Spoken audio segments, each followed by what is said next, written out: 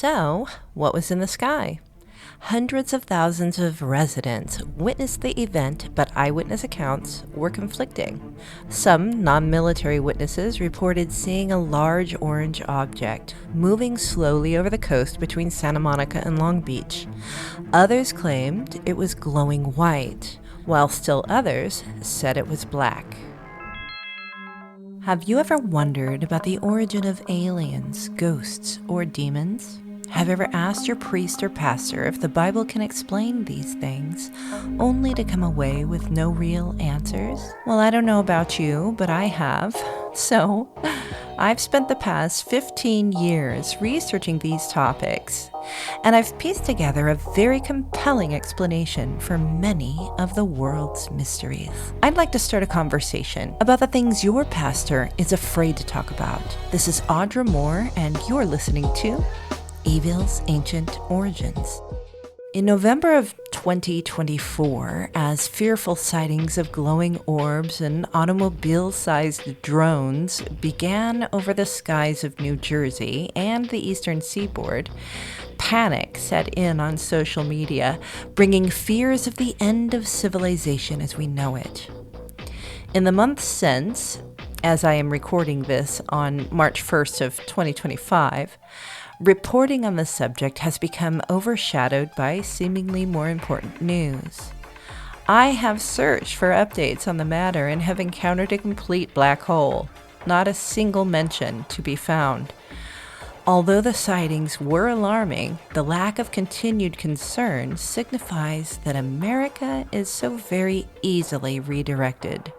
Our attention span is so short that even the most peculiar of events is easily forgotten. It turns out that this wasn't the first significant event involving mass sightings of unidentified flying objects in America. There was a similar moment in history, a familiar event which occurred on the West Coast more than 80 years ago, near the beginning of World War II. Much has been written about the events which led up to the U.S. entering the Second World War, from Japan's invasion of China to the bombing of Pearl Harbor, and then Germany and Italy declaring war on America. People of the U.S. understood the need for intervention, but it still felt somewhat distant. But then a singular event spurred on the passions of ordinary citizens. The Los Angeles Almanac states that in early February of 1942, the United States was in full war mode, just 2 months after the Japanese attack on Pearl Harbor in Hawaii. What Japan was capable of and how the war might progress was then a huge unknown for most Americans. The country was on edge. So on the night of February 23rd, a Japanese submarine conducted what became the only bombing of the continental United States in World War II. The enemy submarine fired 13 shells from offshore into an oil facility in Santa Barbara. This event added to the fears among Southern Californians that a massive Japanese assault on their coastline was coming. Military intelligence instructed coastal defenses to prepare for an imminent attack. Up until this point, the minds of ordinary citizens could not have even imagined an actual attack off the coast of California.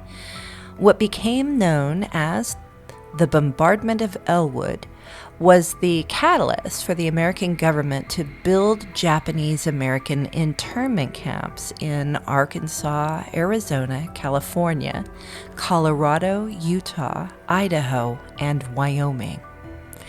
The attack began soon after dark and lasted about 20 minutes, causing minimal damage to the oil facility, but did trigger a blackout that extended from Santa Barbara to Ventura, casting about 4 hours of darkness upon this 30-mile stretch of the Southern California coastline. The event also set the stage for what is now known as the Battle of Los Angeles. Whether it's out of embarrassment or disbelief, few even include this matter in the context of early World War II events in America. It all began around 2 a.m. on the morning of February 25th in 1942, approximately 33 hours after the Elwood incident. Army radar detected unidentified objects about 120 miles off the coast of Santa Monica and ordered all air defense to be fully manned. A blackout order was initiated across the boroughs of Los Angeles, and air raid sirens were turned on. This awakened the population, who were already in fear of what the Japanese may do next. As they arose to the chaos, citizens began turning on lights and entering the streets to see what was going on. By 3:15, anti-aircraft artillery, accompanied by the already sweeping searchlights, was initiated upon the unidentified object in the sky. An estimated 1,430 rounds of 12.8-pound, highly explosive shells were fired into the sky over Santa Monica and Culver City that night by the Army's 37th Coast Artillery Brigade's coastal defense gunners. In the end, as many as 6 casualties were reported, and much damage was done to the streets, houses, and businesses caused by the falling artillery debris. So, what was in the sky? Hundreds of thousands of residents witnessed the event, but eyewitness accounts were conflicting. Some non-military witnesses reported seeing a large orange object moving slowly over the coast between Santa Monica and Long Beach. Others claimed it was a glowing white, while still others said it was black. C. Scott Littleton was about 9 years old at the time of the incident and claimed to have observed the event from the Strand in Hermosa Beach. He reported seeing an object with a glowing white belly side flying horizontally to the surface. He noticed searchlights following the object and watched as the anti-aircraft barrage began. Another witness, who wasn't identified, claimed to have been younger than Littleton at the time of the event, but observed it from Redondo Beach. He reported seeing the object's underside and end view as it turned inland and passed directly over his house at a very low altitude. He claimed to have observed a hump and a reflective orange glow on the object. Someone by the name of Edwards, who also lived in Redondo Beach, was awakened by the sound of gunfire and felt his house shudder. Upon running outside, he caught a glimpse of what he described as the dark black hull of a flying ship. These eyewitness accounts provided different perspectives on the unidentified object seen during the Battle of Los Angeles, with variations in details likely due to their different vantage points and the timing of each sighting as the object's orientation shifted during its flight path. A volunteer air raid warden named Katie, after receiving a phone call from her district supervisor, stated, "It was huge. It was just enormous, and it was practically right over my house. I had never seen anything like it in my life." She went on to say, "It was just hovering there in the sky and hardly moving at all. It was a lovely pale orange and about the most beautiful thing I've ever seen. I could see it perfectly because it was very close. It was big." Going on to describe what she witnessed, she stated that the anti-aircraft searchlights had surrounded the object and that they sent fighter planes up, and I watched them in groups approach it and then turn away. They were shooting at it, but it didn't seem to matter. It was like the 4th of July, but much louder. They were firing like crazy, but they couldn't touch it. She said, "I'll never forget what a magnificent sight it was, just marvelous, and what a gorgeous color."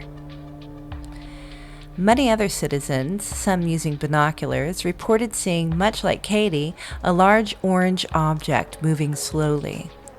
It traveled the 20-mile distance between Santa Monica and Long Beach in about 30 minutes. Even with all the military weaponry used against it, the object still seemed to be unfazed by the barrage, as if it was indestructible. Witnesses claim that it eventually traversed the Long Beach coastline, moving offshore before finally disappearing. By 4:14 a.m., the anti-aircraft artillery had ceased firing, and by 7:21 a.m., the all-clear siren was heard by the weary citizens of larger Los Angeles. Interestingly enough, there were very few newspaper articles written about the event. Military and government officials gave conflicting statements, some saying they saw a squadron of planes and others witnessing dogfights in the sky. But military official reports stated that planes had remained grounded until the reports of enemy planes could be verified and located. U.S. Navy Secretary Frank Knox announced that the raid was a false alarm, attributing it to jittery nerves. Secretary of War Henry Stimson said, "It's better to be a little too alert than not alert enough."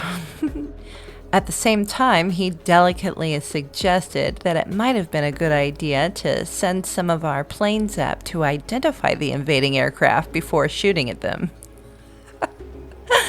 The Los Angeles Herald-Examiner reported that 50 planes were sighted and 3 had been shot down over the ocean. Very interesting. Let's break this down. Unidentified objects were spotted by radar off the coast of Santa Monica. Fearing another Japanese assault, coastal defenses were placed on high alert. Eyewitness accounts corroborate that there were fighter planes over the city, which were attacking another larger unidentified object. Accompanied by searchlights, ground-to-air artillery was used to defend against the unknown invader. Hundreds of thousands of citizens who witnessed the whole event report sightings of an unidentifiable, indestructible flying object, which was, quote, unquote, huge. And the military's official statements claim that they had not launched squadrons of fighting planes and that the event was a false alarm, all the while failing to mention the large unidentified object, which was the main cause of all the commotion. Although citizens also claim to have witnessed warplanes, dogfights, paratroopers, and downed aircraft, officials discarded the notion, saying that people mistook the fire pattern made by the projectiles for aerial combat. What seems to be an official memorandum for the president was supposedly issued on February 26th of 1942, the day following the event, which claimed that as many as 15 airplanes may have been involved, flying at various speeds from what is officially reported as being very slow to as much as 200 miles per hour at an elevation from 9,000 to 18,000 feet. But then also clarifies that no American Army or Navy planes were in action. So they're admitting here that there were aircraft. They just weren't our aircraft. I'm not a pilot, and I'm not sure what normal is when it comes to the range for what an aircraft should be flying. But the parameters described here are quite broad, and in my opinion, we have quite a bit of discrepancy within the official narrative to warrant questioning it. So here's what keeps nagging at me. Were the fighting planes Japanese? If they had already been confirmed to be in the area only 2 evenings prior, couldn't it be possible that the submarine from the Elwood incident was part of a larger fleet of ships who were still congregated off the coast? Might these planes have been deployed to investigate the large unidentified object? Once engaged, the object may have traveled toward the city with the intention that it would sway the pilots away from it, fearing U.S. involvement. Just a little food for thought. If this is a plausible interpretation, then might we ask if there was another reason for the Japanese to have been firing on the coast near Santa Barbara only 2 nights before this early morning attack? brings to my mind theories I've heard of an underwater UFO base in that region of the Southern California coastline. I'm just saying, it's something to ponder. You have to understand the context of the U.S. administration at the time of this event. Then President Franklin Delano Roosevelt had experienced firsthand, only 4 years prior to that evening, the public's frightful response to Orson Welles' theatrical radio presentation of the H.G. Wells novel, The War of the Worlds. Wikipedia states that the episode incited a panic, convincing many listeners that a Martian invasion was actually taking place. So, FDR knew that the public couldn't handle another alien invasion, especially if this one was real. I do believe that this was the first official incident in which the government blamed the phenomenon on weather balloons. Although this still wouldn't explain the need for nearly 13-pound highly explosive artillery, nor the fact that the rounds were completely ineffective in taking it down. Okay, let's fast forward to 1984. A man named Jamie Shandera received an envelope with an exposed roll of 35mm film at his home in Burbank, California. The film contained alleged official government communications and memorandums.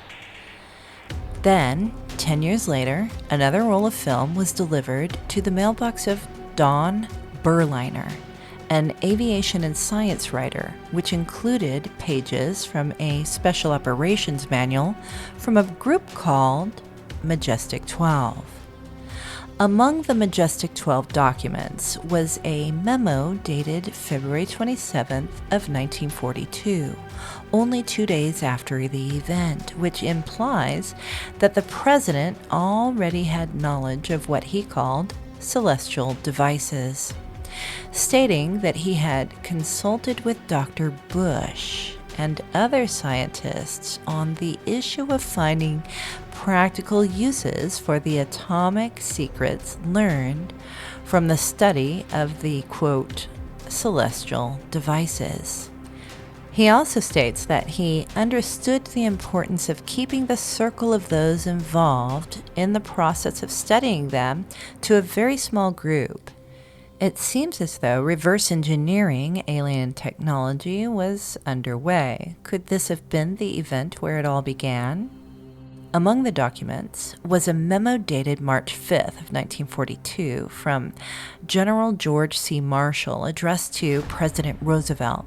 It talked about recovered aircrafts following the Battle of Los Angeles. The memo claims that 2 unidentified aircraft were recovered, one at sea and one in the San Bernardino Mountains. He states that the mystery airplanes are in fact not earthly, and according to secret intelligence sources, they are in all probability of interplanetary origin. He goes on to say that as a consequence, I have issued orders to Army G2 that an official intelligence unit be created to further investigate the phenomenon. Now, in case you missed it, our last episode was a commentary on the life and career of Jack Parsons, founding member of Jet Propulsion Laboratory, who lived and worked in Pasadena at the time that this event took place. Jack and his team were in the process of developing missiles and had already been contracted by the American military. Could it be that, along with the Guggenheim Laboratories, Jack and his suicide squad began work to unravel the complexities of the allegedly downed unidentified aircraft? Just a little food for thought there. I mean, Pasadena isn't too far from that area. Although many believe these documents to be a hoax, there is no evidence which proves that they are. I'd like to go further into detail about the contents of the Majestic 12 documents in a later episode, so keep an eye out for that. As a Christian, it seems familiar. The acquisition of advanced technology and man's hunger to gain secret knowledge gives me flashbacks to the enticement of the serpent in the garden, who told Adam and Eve that they could be like God if they would only take a bite of the forbidden fruit from the tree of the knowledge of good and evil. Was this the moment that our government took a bite of that forbidden fruit? I'd say that now is a good time to introduce, to those who may never have heard of it, an ancient Hebrew text called the Book of Enoch.